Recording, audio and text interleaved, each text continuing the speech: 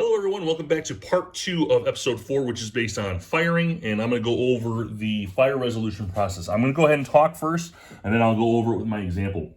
The first part of the fire resolution process is target selection. That's number 1. So after expending at least one movement point, unless otherwise immobile, the active ship selects a target vessel. The target vessel must be within range and at least partially within line of sight. If a ship is grappled or fouled with a ship within one of its broadside arcs, even partially, it may target only that vessel when firing through that specific broadside arc. As we talked about, remember, you have to at least expend one movement point. So if the Canopus here, if he's moving, it's his turn to move, he has to move at least once. He is now eligible to fire at either one of these. They're within range. Northumberland, this is the LAU. The Donegal here is his fellow ship. He could fire at Northumberland fully and partially at the LAU. All right, remember, the middle of the hex, it can cross and ride the spine of a hex, so that's perfect. However, he's going to go through the hex, going back to the rear hex of the Canopus. So this is a partially blocked ship, but he can fire at it. The Donegal here is grappled with LAU as an example. He can only fire through that broadside arc, which is at the LAU. Now, let's talk number 2, defensive fire interruption. As soon as the activated ship, Canopus here, has selected a target, but before its firepower is determined, so let me grab this, get this out of the way, any one of the opposing ships within range and line of sight of the activated ship may fire defensively at it. In other words, Canopus wants to fire at LAU, so as a defensive action, I could have Northumberland take a fire at Canopus first if I want to. And it may be at an advantage, depending on the wind. So this might be an issue. This might be more better to fire with Northumberland than LAU first. Or maybe it's LAU's last chance. Maybe he's really, damaged and has a lot of crap going on. He's on fire. Then it may be his last hurrah. He might have to take that shot. It's up to you. That's the cool part. The opposing ship may be in or out of command. Defensive fire may only come from a ship that has not fired from its appropriate broadside. So again, we talked about these broadside markers. So as long as these ships have not fired, for example, the LAU has fired before, he fired port, and Canopus wants to fire back, he can't fire this turn. But as a defensive measure, I can go ahead and have the Northumberland fire for his behalf. The fire procedure for defensive fires follows the same steps as normal fire. Okay, exceptions. After defensive fire has been resolved, the active ship may opt to hold its fire. If the active ship holds its fire and attacks later its turn, it is subjected to additional defensive fire interruptions. So what does that mean? So I made my move. I made my first movement point. I'm going to hit the LAU. That's my target. But you know what? I don't want to really target him. Maybe I don't want to fire my guns just yet for whatever reason. Maybe Northumberland's up here. I still have a bunch of movements to go. I may say, forget it, I'm going to fire at you. LAU says, no, I'm going to fire first because he's defensive. I hold my fire and I continue my movement. I can still attack at Northumberland. Now, why would I want to do that? Maybe I had the Donegal pulling up behind, and guess what happens? He already fired that turn, so Donegal can come back and shoot him again. There is strategic play amongst moving these ships. And remember, you're moving commands, not just single ships. So if they're all part of one command, this may be part of a ploy to get him to fire and use up his ammunition for whatever purpose. Range determination. The maximum distance at which an enemy ship can be attacked is 10 hexes. So this is 10 hexes from the Donegal to the Northumberland. The only exception are ships with a relative rate value bound by a red symbol have a maximum range of 5. So the rate, which is that little number in the upper left-hand corner, if there's a red symbol, that makes it only 5. But so these particular ships are 10. This limit includes the target hex, but does not include either the bow or stern hexes of the firing ship.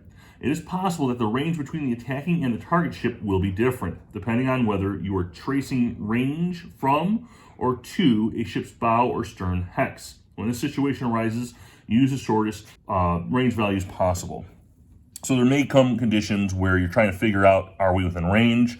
And you'll have to figure that out on an individual basis. Number 4, attack type determination. So a ship may make one of two types of attacks depending on its position relative to the target. So you can either do a full broadside, whereas if the enemy ship, both hexes are exposed clearly, to both lines of sight from your ship, that's called a full broadside. If you have a situation like Canopus here with a Leyu, where it's only partial, then it's a partial broadside. You gotta let him know, it's okay, it's gonna be a partial broadside or full broadside, depending on the situation. Number 5, target type selection. So prior to firing, the attacking player must determine if he is firing at the target's ship hull or rigging. Now remember, we talked about the wind. Wind can help you and give you modifiers for those types of shots.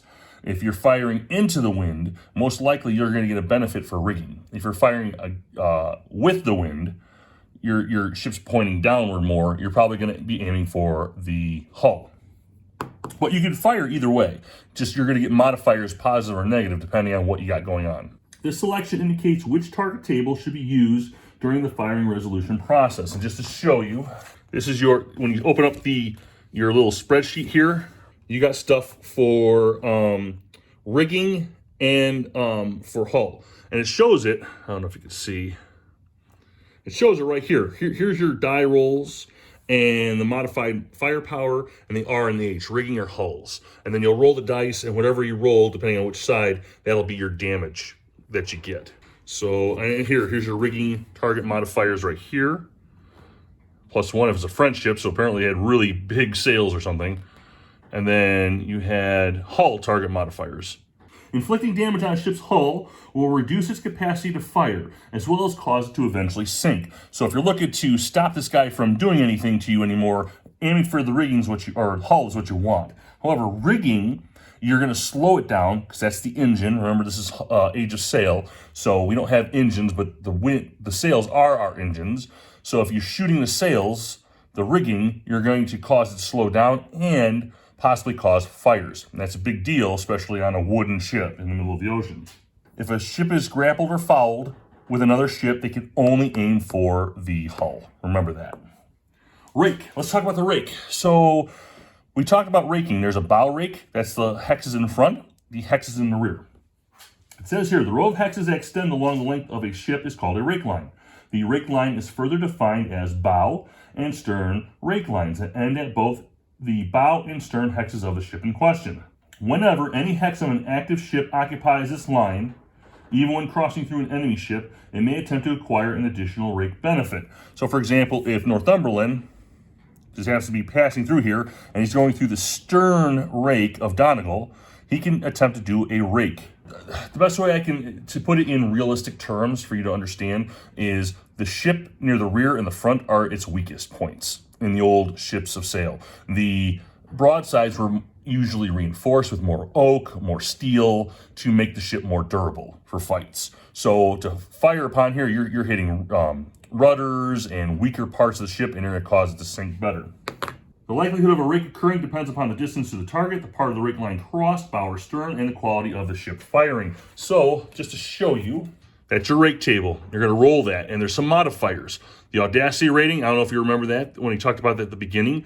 Each scenario has an audacity rating for each side. So you'll use that.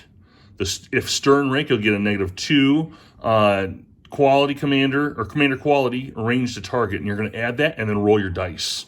If you get a 4 or less, your rake is successful. So basically, this is just showing the maneuverability of each other, outmaneuvering for that position. What are the effects? So you found out what the rake is, you roll for the rake, you get some number, hey, I'm successful. What happens? All hull damage resulting from a rake is increased. Stern rakes double hull damage. The bow rake up here is 50%, dropping the fraction, so you round down.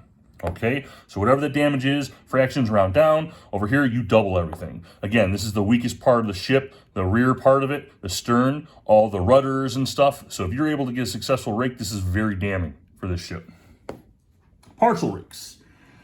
So let's talk about it. If, owing to blocking ships, a line of sight cannot be drawn from both hexes of the firing ship to the closest hex of the target ship, the rake is considered partial. Now, this is a little hard to understand, but basically what the rules are saying is if for some reason another ship is in the way, then this would be what's considered a partial rake. Okay, and if there's a partial rake, then there are ways to modify. So let's talk about defensive fire versus rakes. Only a moving vessel may perform a rake. So obviously the active vessel, right? Because he has to move. So he's the only one that can do the rake maneuver, not the defending ship.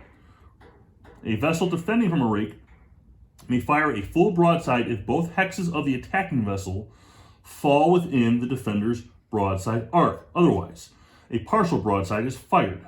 An active ship crossing over another ship is assumed to be on the approach side of the inactive vessel. So let's talk about that. So, in order for the defending ship to defend against this rake, my ship Aleyu here has to at least cross in front of Donegal. Remember, you're moving, right? I might move one and fire. So in this case, I would have the chance to fire what would appear to be a full broadside. Okay. No, I'm sorry. No, it would be full broadside because the line's going through. It's not going through another ship. So this would most likely be a full broadside attack, and that would be fine. Rake limits. If a ship successfully performs a rake, it must completely exit the target's rake line and then re-enter it in order to rake the same target again during the same activation. So it is possible to rake him again, but you'd have to be able to move, come back.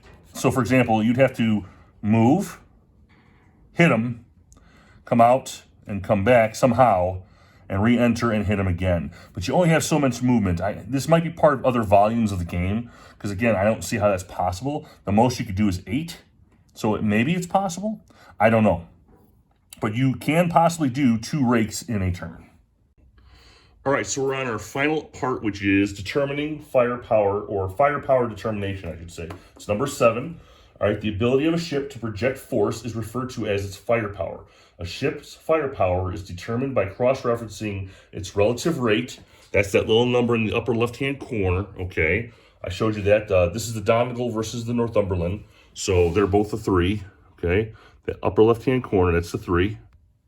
And then the range, with the range of the target. So you're going to determine the rate and the range. And then this is what we're going to do. There's several sections. 7A is determining the rate row.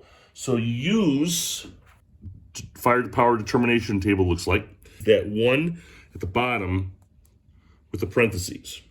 You use that row if the active ship's relative rate is bound by a yellow symbol. Some of your really, really powerful battleships or ships of the line have a 1 with a yellow symbol on it. In that case, you'd use the 1 in parentheses, which is a very, very good fire rate. Otherwise, you'd use the row corresponding to the ship's current relative rate, which would be any other rate. So in this example, Donegal is 3. We would use this row here, number 3. That's his rate. The next thing is, once that row is found, we ship up 1 or more rows, depending upon the following modifiers. So if that attack is a partial broadside, so this is a perfect example of a partial broadside. So Donegal can see him partially, because remember, you could ride the spine of a hex, okay? But that's about it. That's all he's got. So that would shift you up. He would go from a 3 rate ship to a 4. And then you'll see the numbers start getting lower and lower as you go up. That's the first thing. The next thing you would go up for if you're rotating by anchor. So if you're anchored and you're just sitting there with an anchor token on your ship, you'll also go up 1. All right, you'll shift up 1 for each 6 points of hull damage. Hull damage, not rigging. You'll shift up 1 when firing during attack. Now, if you're going against the wind and Donegal is doing get this guy out of the way. If Donegal's doing attack, even if it's whether he's successful or not, doesn't matter. He has to go up 1 on that rate. Okay, so be careful when you're tacking. Another one is when you're firing with full sails. I talked about that earlier in the video here. Full sails is bad. You never saw full sails in a full-on ship-to-ship fight because that would cause more damage. All right, you'd go up 1 as well. While dismasted, if you've lost the mast, okay, you're going to go up 1 as well. And these are all cumulative, so all of these can be added one after the other. You could go very, very bad in a very bad direction very quickly. And then finally, you shift up 1 when firing while on fire. So if you have fire on board, that will hurt you as well. The next part we're going to do is determine the base firepower. So we cross-reference the rate row value with the range. So just to show you, so we have a level 3 ship, that's the Donegal. And if we look at the ships You never count the ship hexes that your ship is in. You count next. So 1, 2, 3. He is 3 hexes away. He's a rate of 3 with 3 ranges, and that's going to be an 8. That's his magic number. Then we'll try to determine the actual firepower. We'll modify the base firepower value by the following cumulative factors. It's a +1 if the ship's firing relative rate value is bound by a white symbol. In the case of Donegal here, okay, he goes from 8 to 9. That number I showed you, he goes up 1, so it's going to be a 9 because he has a little white circle symbol around his number. You'll lose a -1 if the firing ship's relative rate value is bound by a black circle. I don't have any black circles to show you, but I'm sure you get the drift. Okay, I said drift in a ship game. That's pretty funny, I think. Yeah, I don't have any, but it's just basically a black circle. All right. You'll get a plus unknown for the firing ship fleet's audacity rating. Remember that audacity rating helps assist you in determining certain things. You know how, and one of them is obviously your firepower, your ability to maintain order on your ship. That's something that you find out at the beginning of your scenario. All right. The next thing, you get +2 for point blank fire. So point blank fire is not when you're just up close. It's when you're passing. Remember when you're passing by? When you're coming up from the rake and passing by? That's point blank range. Okay, I don't know if you can see that. Okay, that is point blank. That's +2. But remember, that'll be for him too. You both get a +2 depending on your rates and your range and all that stuff. And lastly, we're going to determine the hit results. So after determining firepower, we're going to consult the firing ship size specific table, hit results table, and roll a d10. So that little that table I just showed you, it opens up. And now we have this huge table that's going to determine what our damage is going to be. So in the case of the Donegal here, okay, because he has that little grayed out circle, he's going to get a +1, so he went from 8 to 9. All right. We're going to go ahead and give him another one for, let's say, the audacity rating. So he's now got a 10. All right. And now what I'm going to do is the top segment here is for large vessels. That would be the Northumberland. And this is for small vessels. We're talking those little guys. These little, if you're fighting those little guys, that's what the bottom one's for. We're not doing that right now. We're doing large vessels, so it'll be the top number. On the left is a die roll. On the top is your modified numbers, okay? So in this case, we have a 10. I had the +1 for the circle. I added 1 for the audacity rating, okay? Next, you're going to have to determine if you're going to be hitting the rigging or the hull. Big thing to worry about, because now you have some more modifiers to worry about. This is for rigging target. Hull target. Remember we talked about raking? You're going to add those percentages. Over here, it shows other modifiers. And I'll let you go ahead and figure this out. We don't have to go through every single one of them, but it's all right here in front of you on your little sheet, okay? So now that we're ready to fire, we'll roll our die. Roll a 4, and 4 and a 10, and I'm looking for you. Let's say I went for the hull. It'll show it right here. Excuse me. 2 hull. I don't know if you can see that. It's a little dark in here. 2 hull. You got 2 rigging. If I went for rigging, I would have had 3. Since I had the hull, I had 2. And that's pretty much the entire combat sequence of the game. Now, before we go on to the next part, which is damage and modifications for damage, there's one thing we're going to cover really quickly, and that's excess damage. All right? Whenever you modify a die roll and it's greater than 12, you apply the remainder as if it were an additional die roll on the unselected target type. So in our little sheet here, the max die roll is a 12, but you could add die roll modifiers, obviously, if you're doing these rigging or hull modifiers, and it might go over. So let's say you roll and you add your modifiers and you're at 14 as an example, okay? The first 12, whatever that damage is on the 12, will go to whatever you selected as your target. Let's say we selected the hull. Whatever damage that 12 roll gives us, so for example, just to show you, I might as well just keep going with it. So let's say my modifier power was 4 and I rolled a 14 after everything was said and done. Okay, and I was going for the hull. I get 2 points of damage for the hull, and then I would do the rest of it into the rigging. So I do 4 with 2.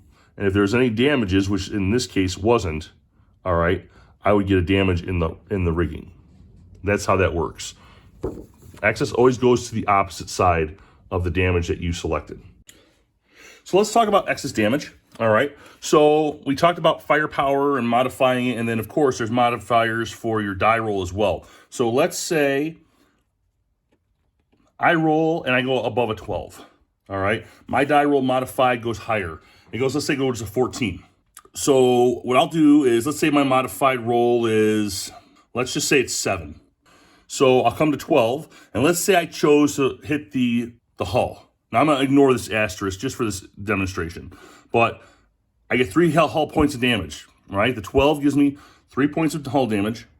Then I go to the 2, that's the excess damage. I go over to the 7, and I look at the rigging. You have to go to the opposite side of what you struck at. So if I chose a hull, it has to go to the rigging. It shows 1R, so I give it 1 point of damage. And that would be how you do excess damage. Damage limits and modifications. So there are limits to how we damage things. So point blank fire, we talked about this a little bit. If you're doing a pass through, all right, that's point blank range. All right, that's going to give you a modifier. It's going to give you a +2. It also gives the enemy a +2 if you end up there, right? So if you're moving and you end up stopping there, he's going to get that +2 damage as well. All right, that's one thing you get. If you're grappled and fouled, you can only strike at the hull. You can't hit the riggings. And you can only fire from the side in which you are fouled with. So even though an enemy ship is over here, the English can't fire over here at the Pueblo. I can't remember how to say that name.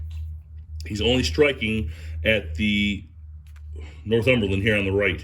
And the same thing for Northumberland. He's fouled here, so he's only going to fire on that English ship on the left, on the port side. Let's talk about damage effects. So over time, you'll be gaining points, against your hull, right? Against your rigging. What are the effects? So for rigging damage, that's the sails. For every 3 rigging hits, ignoring any remainders, reduce the ship's movement rate by 1 and apply a -1 modifier towards tacking rolls. That's the first thing you're going to have happen to you. All right. Now in this case here, these little chits actually mark it for you. All right, that's a 10 for the rigging, okay? And for every 3, it's marked a -3. That's 3 to the tack, right? 3 to the movement. So those little chits do help out a lot. It's just that there'd be a lot of them. If you play this game with a bunch of ships, it's a lot of chits to play with. Hull damage, if you get 13 damage, so the Donegal, here, let me show them. We talked about this in the early part of the video. 13 on the right, that's his damage. Once he hits 13, he flips, okay? And his stats start to change. You got the yellow banner at the top, all right? But more importantly, every 6 hull hits increases the ship's relative rate by 1. All right, so in this example here, it's 17, it's not 18. It even marks it. It shows a -2, right? So now it goes from a rate of 5, well here, this is the damage side, okay? It's gonna go to a rate of 7. The damage side shows a 5. That's its rate. It's kind of cool how these markers work because it really does take a lot of the math and crap out of it for you. But depending on how much damage he has, that can go up even higher, and you get less and less damage rolls, right, when you're firing. Striking. All right, remember, striking colors is when they're about to give up. There's 2 conditions. If it's damaged and has 3 or few hull hits remaining, so 3 or less, it is both dismasted and within 5 hexes of an enemy ship or shore battery, which is closer to the dismasted ship than any friendly ship or shore battery. So if this guy's here is dismasted, and I'm within 5, 1, 2, 3, 4, 5, and I just happen to be closer than the Northumberland, and there's no other enemy ships or friendly ships nearby for a pupil, he has a chance of striking. A ship strikes on a modified die roll of 4 or more. If vulnerable due to being dismasted, a ship strikes on a modified roll of 6 or more. If the ship meets both conditions, it strikes on a modified die roll of 2 or more. Sinking. A ship is vulnerable to sink when it has no hull hits remaining. A ship sinks upon a die roll equal to or less than its original rate. So in this case, the Donegal, even though it's 5 and actually 7 because of all these damages, let's say he has no more hull hits left. The original rating was 3. So on a 3 or less, he sinks. Fires. During combat, any results that includes an asterisk, I showed you that earlier here. Let me get that for you. It may have been started, so you have to roll. You roll a die. If the result is less than or equal to the number of hull and or rigging hits sustained by that attack, the ship has caught fire. A fire never ignites when a 9 is rolled, regardless of the amount of damage taken. So let's go over that one more time. If the result is less than or equal to the number of hull and or rigging hits sustained to that attack. So if you gained 2 points of hull damage and you have that asterisk, you have to roll 2 or less, and then the fire starts. Obviously, I didn't start the fire. Bad for me. Boo.